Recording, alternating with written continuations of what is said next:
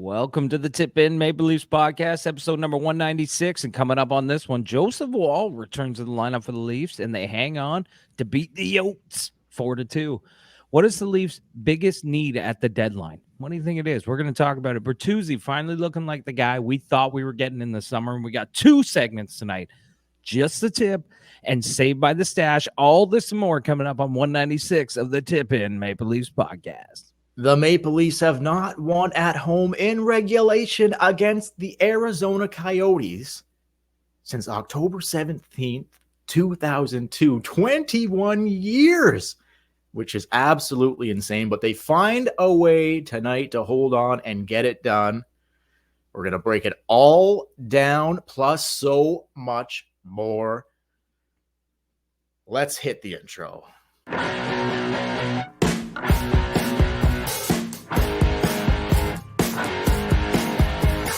Tavares coming out, sends it in a goal. They score! They score! Holy mackerel, they score! The Leafs have won it! They're going to the second round! Do you believe this? Holy mackerel!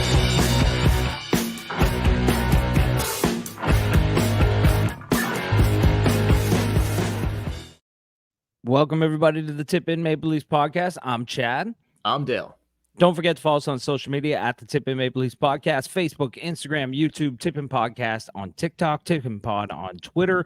Email us tipinpodcast@gmail.com and send us your nude photos to tipinpodcast@gmail.com. Yes. Yeah, what's up? Yeah, man. What's cooking? What's cooking? Not much. Not much. I'm just kidding. Please don't. Please. Well, no. Please don't send your nudes. Well, I only say that because like I'm the one that checks the email, and once in a while I go to the spam folder, and I don't know if it's because the name is Tip In or because of what we talk about on the show, but it's just all porn. The entire spam is like, is that right? Yeah, it's like, hey, I love your podcast. Click on this link to see my nudes. Okay, Like, well, the whole spam folder is just. I mean, that's not the worst thing, is it? That can't be the worst thing. Well, I don't click on the link, so I don't know if it's a good thing. Maybe I need to start checking the email myself. Yeah, check it on your computer. No, I don't want to check it on mine. Yeah, fair enough, man. Anyway. Okay, so anything off the top? No, Leafs win.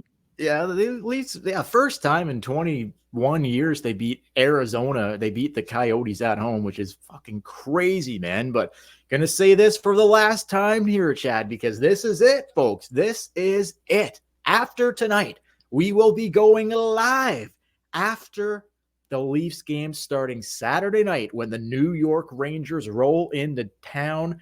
Check out our post-game podcast live on YouTube. Come and join us. We'd love to have you. And throughout the rest of the season and into the playoffs, we will be live on YouTube doing a post-game podcast for the remainder of the season. If you can't catch us live, catch us at your normal time. Audio podcast will still be there, everything, whatever. But we're just going to switch it up here for the first time in 2 years. You think, Matt, we did some live streams previously, and then we didn't do any last year?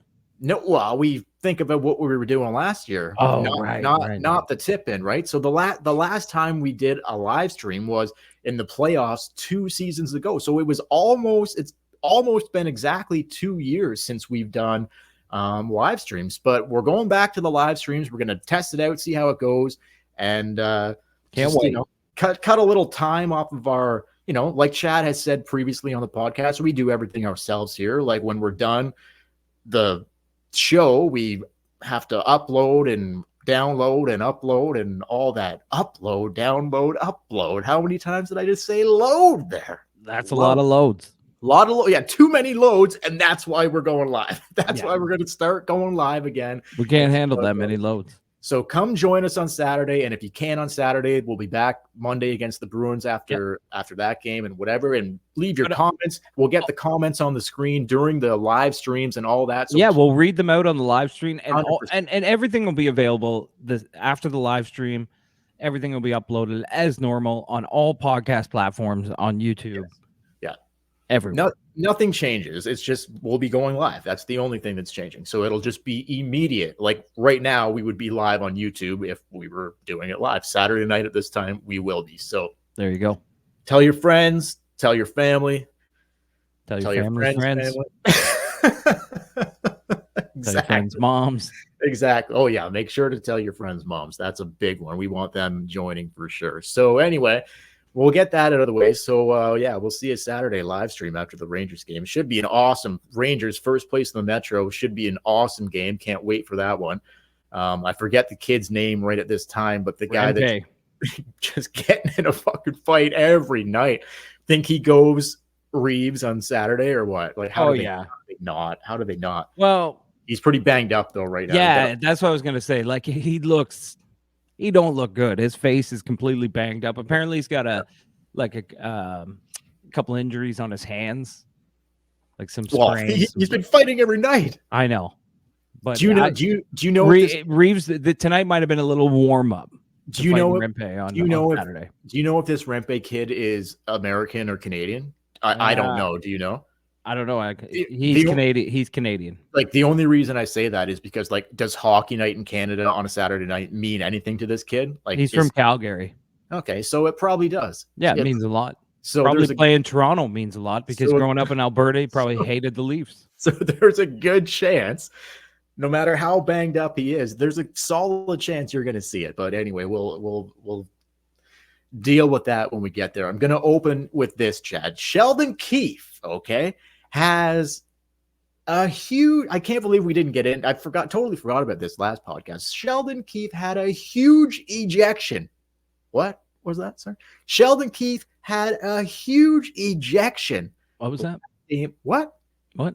Ejection. He had a huge ejection last game against Last game against last night too. He might have had a huge erection. That's where I was going with that.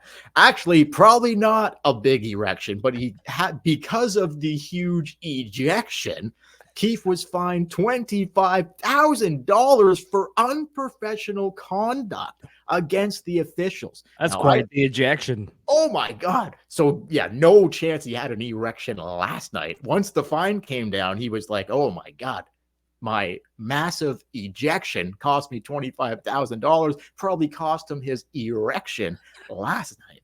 But look, man, I think this is total bullshit. Like, let's be honest. Like, the refs fucking sucked in that game. And here, they did. Just quickly, I'd like to get your thoughts on this. Like, Keith gets fined $25,000 for his huge ejection.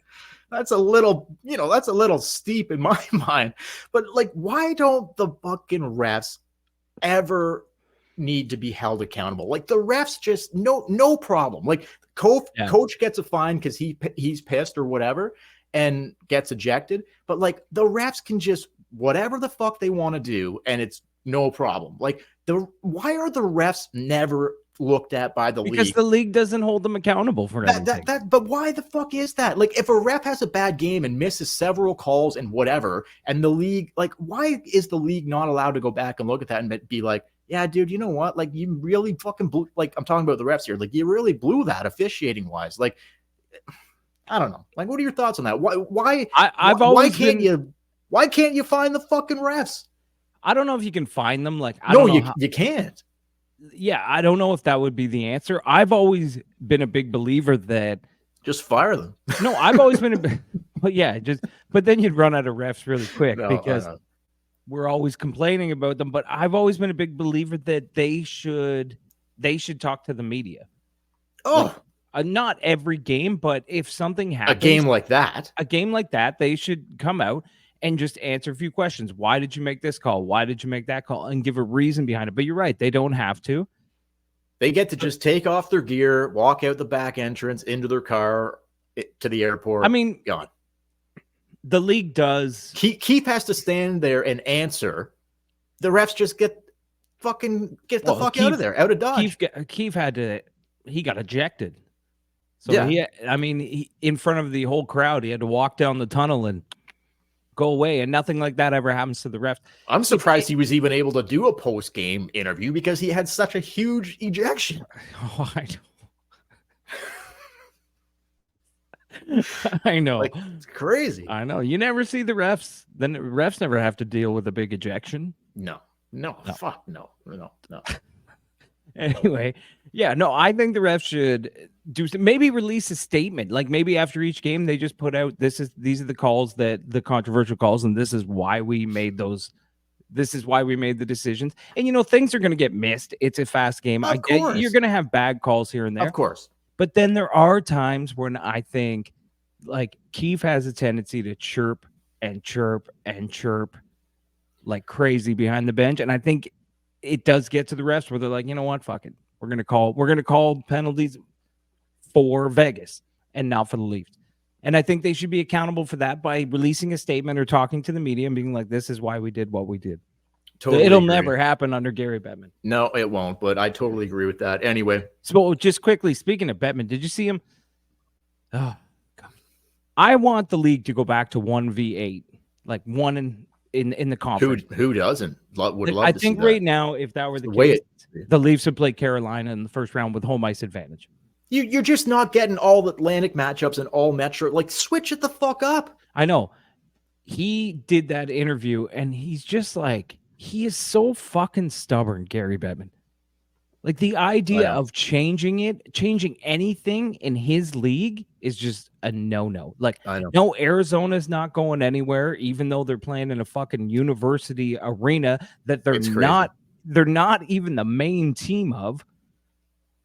Yeah, it's crazy. It is crazy, man. Yeah, he's like, no, we're not. We love the playoff format. The fans love it. It's like the fans don't love it. No, the fans don't fucking love it. No, who way. loves it? The players don't love it. Sidney Crosby came out and said, I would love it to go back to a 1 through 8 in the Eastern Conference. If you polled most of the players, I'm sure they would be in agreement with that. And I'm sure if you polled most of the fans, they would be in agreement with that as well. No one likes this current fucking format except for the fucking guys working there, apparently. Actually, I think once Daly takes over right now, like the Leafs are in third, and they've got a tough way to go to get to second or first. So it looks like, okay, they're going to start on the road.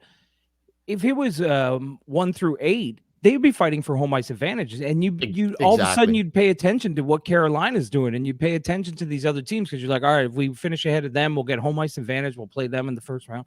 Exactly. Florida, Boston, Toronto, none of them would be playing each other if we went back to 1 versus 8. So yeah, I'm for it, man. Maybe it's stupid. Like you have 3 of the top 5 teams in the league in the same fucking division, so 2 of them are going to get bounced in the first couple rounds. Yeah, it's total bullshit. Like, I think maybe once Daly takes over, who knows when that will be, but I think maybe when Bill Daly takes over, I think he might be more open to like looking at some different options. Bettman is just no. Jerry doesn't no. He's too old. Like he's 77. I don't know how old he is, but like fucking retire, Jerry. His way or the highway. Like it's well, they're probably going to expand again though. He wants to stay around for that and be like, "Oh, look, I've dropped 34 teams into the league. Great. Yeah. Like it's not hard enough to fucking win already. Let's add 2 fucking put a team in Utah or Salt Lake City, whatever. Let's put another team in fucking where were they talking? Somewhere in Texas, another team in Texas somewhere, or like there's potential expansion on the board here. Not in Canada, of course, because that would just be crazy. Yeah. Why would you go back to Quebec or anything? Like, well, and that's the thing. Like Winnipeg right now is just above of Arizona on attendance. Like they're not getting the fans in Winnipeg, which is crazy because they're one of the best teams in the league. That is crazy. But times are tough. Like things are expensive in Canada right now. Winnipeg's not really. It's probably not really a town like Toronto where there's tons of money. You have Bay Street and things like that. Yeah, it costs a lot to go to the fucking game. A lot to go to a game. It costs a lot to take your family to a game. He was in that interview. He was saying like, oh, everything's fine in Winnipeg. We're not going to do anything. If he stays long enough and he does something like moves Winnipeg before Arizona. I'm done with this guy. I'm already done with this guy. Oh, sorry. The other team, they're talking about going back to Atlanta for the third time. God. For the third time. It didn't work 2 previous times, and they're considering doing it again? That's nuts. What? That's nuts. If you were running the league, and I was like the second in command, and you threw on the table like, well, like Atlanta, I'd be like, come here for a second. Because it's a huge huge market.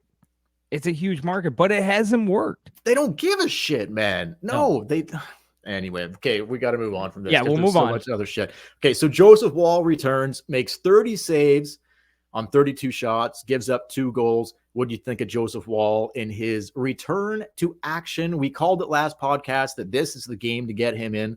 What do you think of Joe Woll back in net for the Toronto Maple Leafs? Awesome. Yeah, good. Awesome. Solid. Yeah, I thought it was awesome because in the third period, the team in front of him just didn't really help him out. Didn't look like a guy who was just missed. What, December 7th? Like they said he missed almost 3 months. Yeah, he was out 85 days or so something. Almost didn't look like a guy that just missed 3 months, did he? No, not at all. And has only played one AHL game before coming into this one.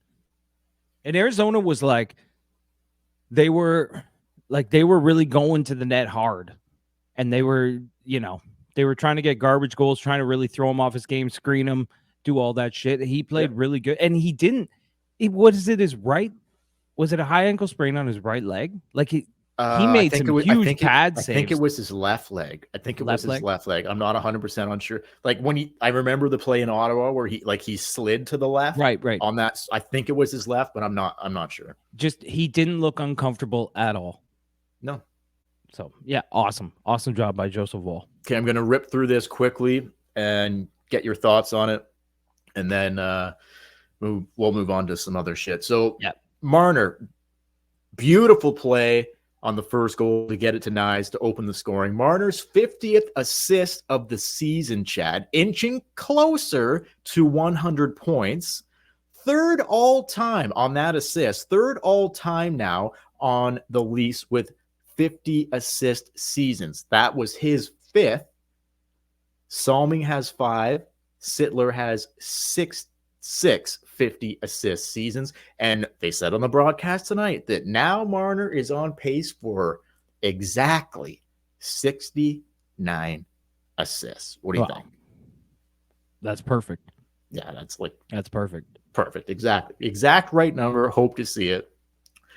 And then here we go. 69 assists, get ejected. That's it.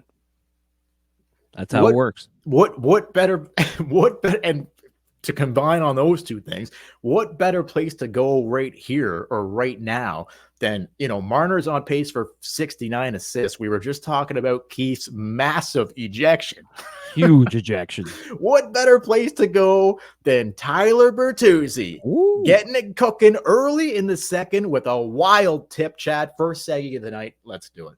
All right, ladies and gentlemen, it's time for Just the Tip. Perhaps play a little game called Just the Tip. Just for a second, just to see how it feels. How about we play a little game called Just the Tip? Bow, bow, bow. Dude, Tyler Bertuzzi. Did you hear Chris Cuthbert at the very start of this game when he said Bertuzzi was on the ice and he had a chance or whatever? He's like, you got to be careful with that guy. He has a hot stick right now. No, I didn't, but that is absolutely accurate, man. This was a fucking rocket ship here, okay? So things are going in the right direction for Bertuzzi. I was about to call him our boy, but I can't yet. I want to because he's tipping it in. Like he's inching closer to be getting in the our boy conversation. But he hit the post on an empty net though. That is true. Can't quite go there yet with the our boy thing. But this fucking tip in was absolutely incredible. This was a laser, an absolute laser beam. It looks like Bertuzzi, like he's scoring every game now. All of a sudden couldn't buy one. Every game now he's putting the puck in the net. And not only that, Chad, now he's ripping tips. I know. Like our boy, Bert. I just said it. I said you were just like, I can't say our boy yet. That didn't last 20 seconds, and then you called him our boy. Once I thought about it for a second, I'm like, this guy just ripping tips now. It's hard to not. Well, why can't he be our boy? Just because got a great mustache, he's ripping tips. He struggled so hard, but now that he's ripping tips, it's hard to. You start ripping like McMahon, like you start ripping tips. You're okay. Our boy Bertuzzi, ripping tips. Massive redirection. Don't ever say that. That's please. what Cuthbert called it on. That's No, please, Chad, do never ever say that again on this show. Please do never call that. Like, I don't know what that means. Redirect. Come on, man. What a laser beam bullet tip for Bertuzzi. That was incredible. From our boy Bertuzzi. Hard shot from Lagesson from the point, and Bertuzzi tips it in. Just incredible. And that made it 2-0 at that time. Yep. Little did we know that this was going to be the game winner, but it turned out to be. So we're going back-to-back segments, because guess who gets the third goal of the game? Another little muzzy. Do you know what segment we're doing here, Chad? Right away. Yeah. This would be Saved by the Stache. It's all right, 'cause I'm saved by the... It's all right, 'cause I'm saved by the... It's all right, 'cause I'm saved by the... Stache. Oh, baby. Anytime Austin Matthews saves the day, you're saved by the Stache. Game-winning goal. I didn't think this would be the game-winning goal. Nope, neither did I. This put the Leafs up 3-0 at this time. And did you not think that this would be, when he got that, you're like, this... Like you said, the other podcast, there's one. Yeah, there's one. Yeah, for sure. And the way they were playing and the way Arizona looked, I'm like, this could be 6-0 and Matthews could pop another 2. 100%. But it went the other way. Yeah, it did. But Matthews, bullseye, baby, gets his 53rd of the season, on pace now for 74 goals. Great play by Nylander. Yeah. For sure. Kind of a broken play, but it ended up on 34 stick, and he made no mistake. Bullseye. And his 53rd goal of the season puts the Leafs up 3-0 at that time. And then cue the comeback. Oh, imagine this. Our former little buddy, Alex Kerfoot, gets not our boy? No. Oh, fuck no. Never our boy. How much shit did we talk about fucking Kerfoot on this podcast? A lot. Oh, my God. Mental, man. But no surprise here that a former Leaf comes back, bites them in the ass. It happens all the fucking time. Kerfoot gets a shorthanded goal to get Arizona on the board. Coyotes get within 1, and then Nylander hits the empty net. 4-2. Leafs win it in regulation. Leafs did have a 3-0 lead in this game, blew it, but they were able to hang on and win it 4-2 in regulation. The first time they beat the Coyotes at home in regulation in 21 years. That's right. What? That's right. And just what are we talking about? Just to put it into perspective, I went and looked up for all you fine listeners, all the number ones from October 17th, 2002, just so you know how long ago that was. And Dale, I'm going to do a little trivia for you. Can you tell me? I have the top 5 songs. Can you tell me any one of the top 5 songs from October 17th, 2002 on the Billboard charts? We're going way back here.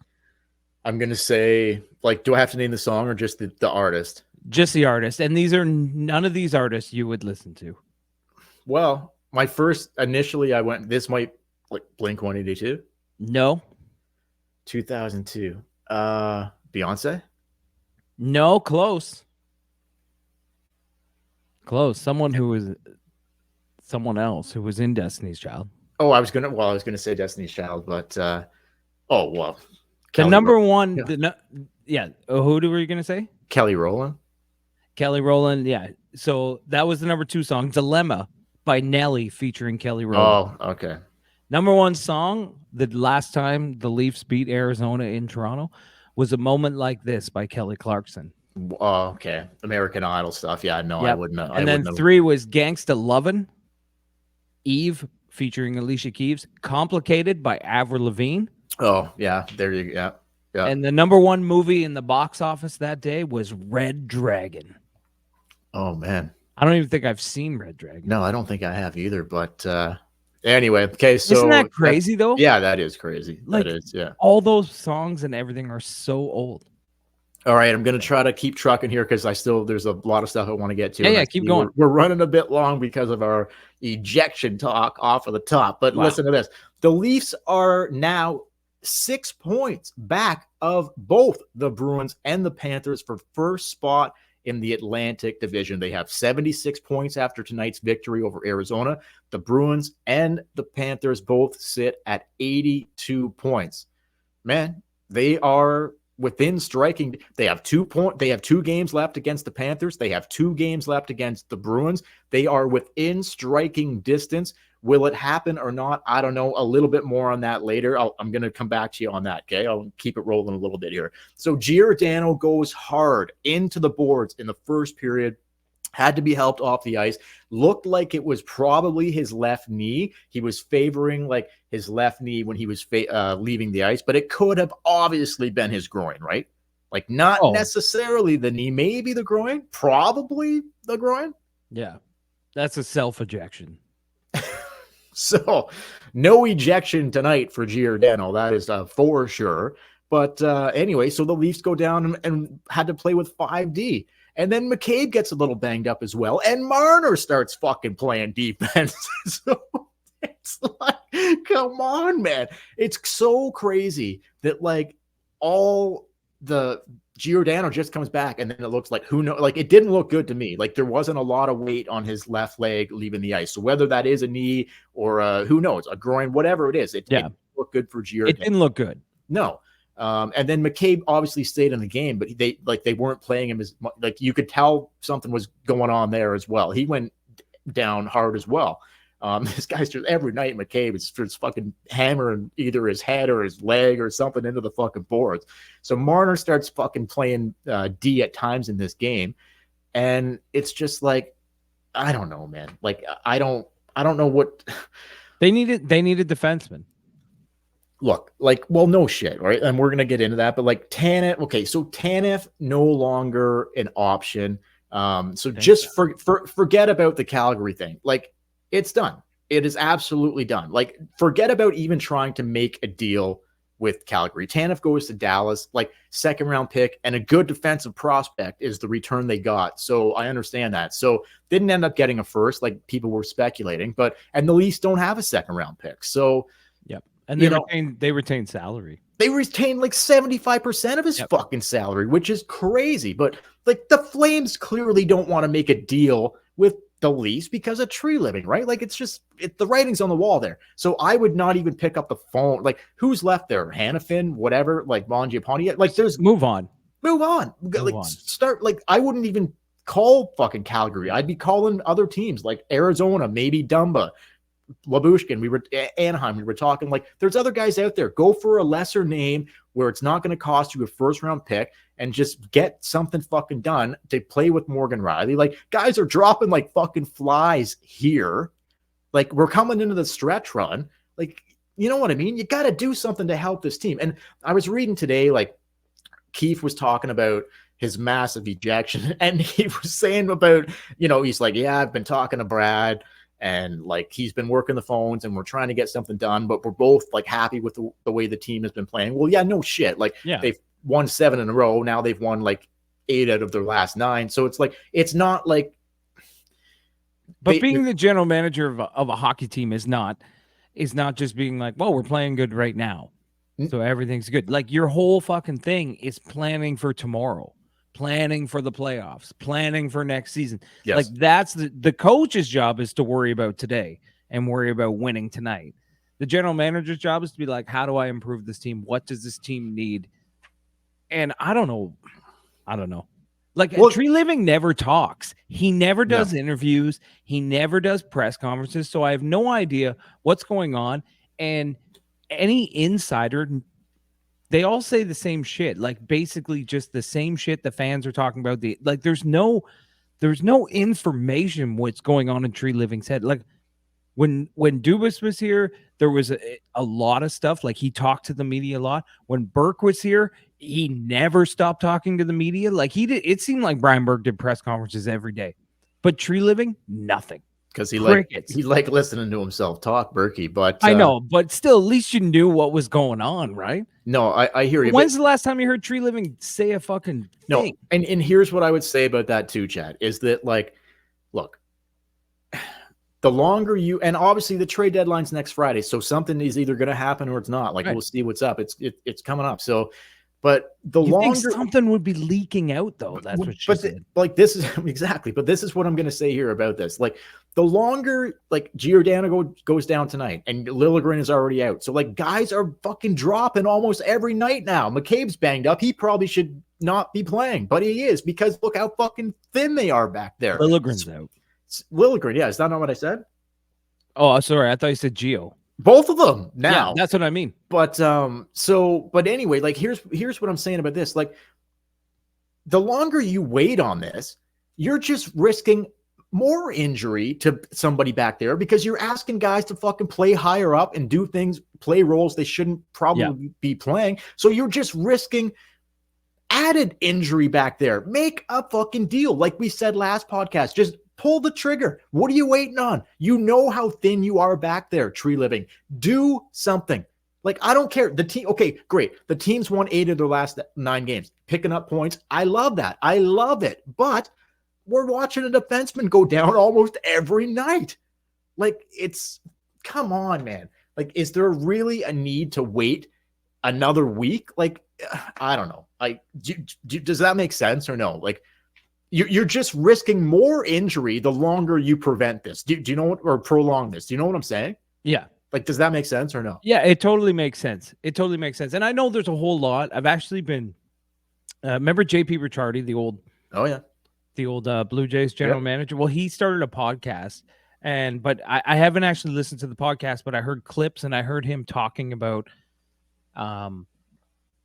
basically what it's like being a general manager and how hard it is to make trades.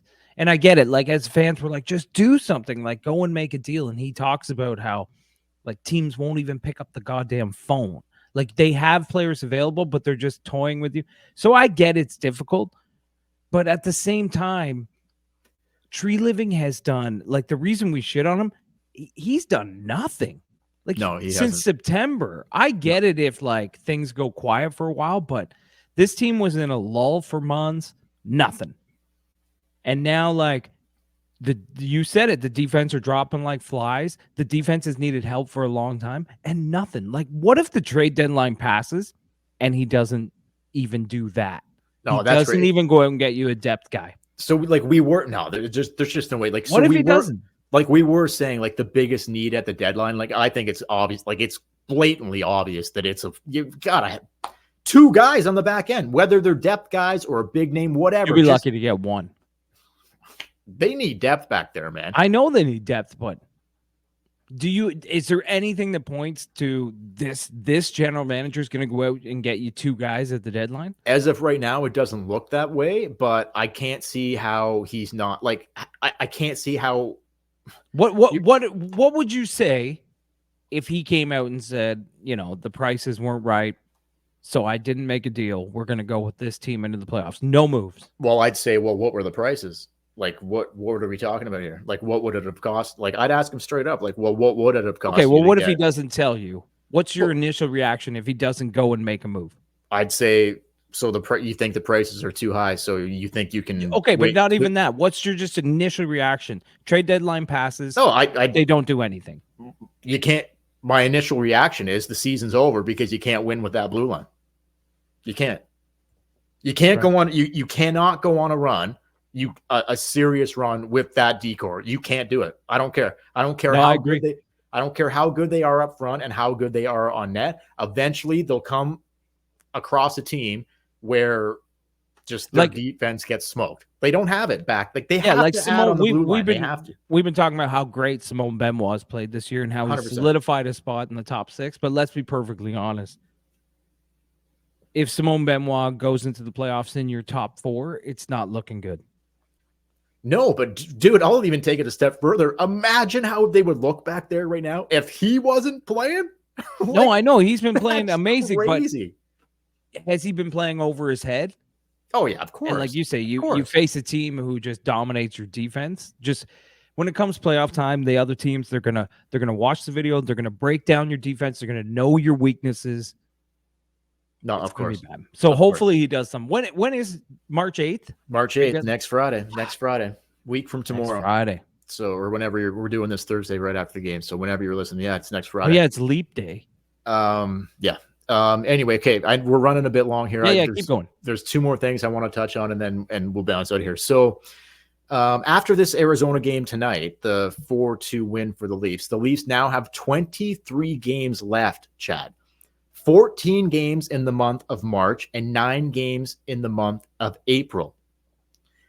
I was looking at the schedule. In the month of March, they play one Western Conference team. The Edmonton Oilers come to town about mid-March for a Saturday night game. For the remainder 22 games of the season, all Eastern Conference teams. So they only 23 games left, and only one of them is against a team from the West. Several games against New Jersey, Florida, Boston. Like, you're talking about, this is going to be it right here. You could win. They could possibly win the Atlantic, or they could fall to a wild card seed, depending on how they play. Again, it's every single game except for Edmonton is against the East. How fucking crazy is that? So that, like, every night, it's like you're either gaining or you're giving. That's it's going to be said. Well, it's going to be. Is that not crazy though? I can't recall that in a season where, like, no, you've got 23 games left, and only one of them is against a Western. That is weird, because normally you have a little break. Like, you'll play 3 or 4 in a row against Western Conference teams, and then you'll come back to the East. Just having one is very rare. I'm looking at the schedule. That's cool, like, though, because correct. Like, this is crazy. But that's cool because that puts all the power in their hands. So Yeah. I would take that if I'm the Leafs. Well, All we got to do is win, and we can push the teams around in the East. You're right. Yeah, it's in their own hands, 100%. So that's going to be. I think that's going to make the home stretch here coming into the spring like very interesting.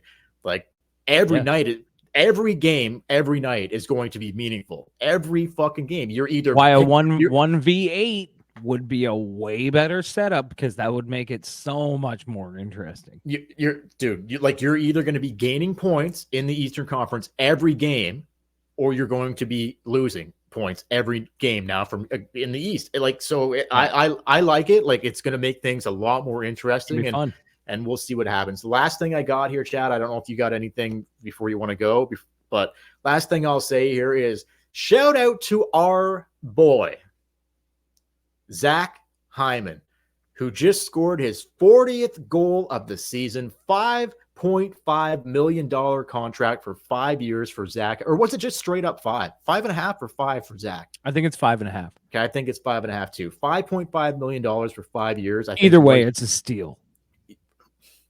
How the fuck did they not find the money for this guy? Huge mistake letting him walk for absolutely nothing. You know how much that drives me mental. They could have found the money. Oh my God. They could have found the money. They undervalued, just like Zack Hyman has been his entire life. He's been undervalued. The Leafs undervalued him. They undervalued him, and they thought 5.5 was too pricey to pay him. And now looking back, I would give anything to have him on my team at $5.5 million. They should never have let that guy go. It was an absolutely massive fucking mistake by the management team. Shanahan, Dubas, everybody involved, a massive mistake. Here's the thing.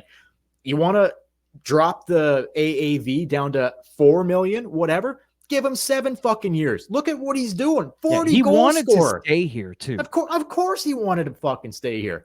But plan B wasn't a terrible, or option B looks pretty fucking good. McDavid and Draisaitl. Yeah. Matthews, Marner, McDavid, Draisaitl. It's like, yeah, okay. But no, it was a big fumble by Leafs management. They undervalued him, and they overvalued guys that they had on the team that left anyway.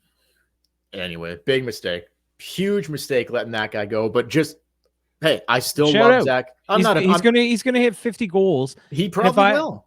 If 3 or 4 years ago we had to sit on this podcast, Zack Hyman's he'll be a 50 goal scorer in this league, people would have laughed at us. Yep. But he's our boy. Yeah. No, I'm not an Oilers fan here, but I still love Zack Hyman. I love the way he plays. I love everything about the dude. Everything about the guy.